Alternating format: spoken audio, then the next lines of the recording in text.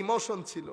আমার নবী টোটাল শিক্ষা ব্যবস্থার মধ্যে আপনাকে শিখানো হয়েছে বড়দেরকে সম্মান কেমনে করে, উস্তাদকে সম্মান কেমনে করে, সোশ্যাল ডেভেলপমেন্ট।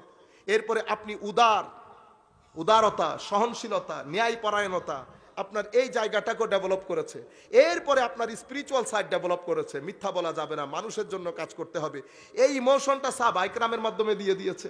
সাহাবায়ে কেরাম একজন আসলে আরেকজনকে দিয়ে দিত, এটা আসলে আরেকজনকে দিয়ে দিত। এই যে এটাকে বলে সহযোগিতা। এই জন্য আমাদের দ্বীনের ভিত্তিপ্রস্তর স্থাপন করা হয়েছে তাআওয়ানু আলাল বিররি ওয়াত তাকওয়া, সহযোগিতার উপর। আপনার যে শিক্ষা ব্যবস্থা সেটা করে প্রতিযোগিতা। আপনি যখন প্রতিযোগিতা করবেন, কখন আপনি আমরা থেকে আমিতে পরিণত হবেন আপনি চিন্তা করতে পারবেন না। এখন মানুষ কম, পৃথিবী 600 কোটির চেয়ে বেশি মানুষ, কিন্তু আমরা প্রত্যেকে দিন দিন আমরা থেকে আমিতে পরিণত হচ্ছি। আমরা একাকী হয়ে যাচ্ছি। আমার নবী সেটা চান নাই। পাঞ্জেগানা নামাজের ব্যবস্থা করেছেন যেন আমরা থাকি, জুমার ব্যবস্থা করেছেন আমরা থাকি, আন্তর্জাতিক পর্যায়ে আমাদেরকে আমরা করার জন্য হজের ব্যবস্থা করে দিয়েছেন আমরা যেন আমরা থাকি। আমাদের বক্তব্য শেষের দিকে সম্মানিত উপস্থিতি, যেখান থেকে কথাগুলো শুরু করেছিলেন, ইয়া আইয়ুহাল্লাযীনা আমানু বলে আমার নবীর আদব শেখানো হয়েছে।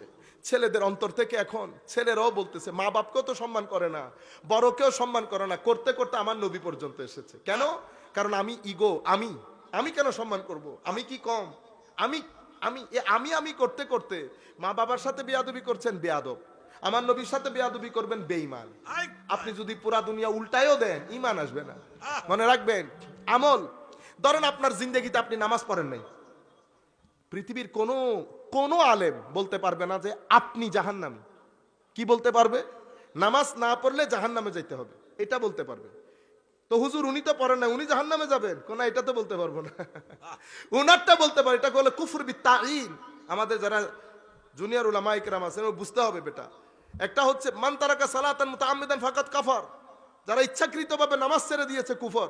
হুজুর উনি ছেড়ে দিয়েছেন, ওনাকে কাফের বলবো না, ওনাকে তো কাফের বলা যাবে না। উনি কি সেটা আল্লাহ পাক ভালো জানেন। এটাকে বলে কুফর বিত্তাইন, তাইন করা যাবে না। আচ্ছা, জিন্দেগিতে আমল করে নাই, আপনি তাকে জাহান্নামী বলতে পারবেন না।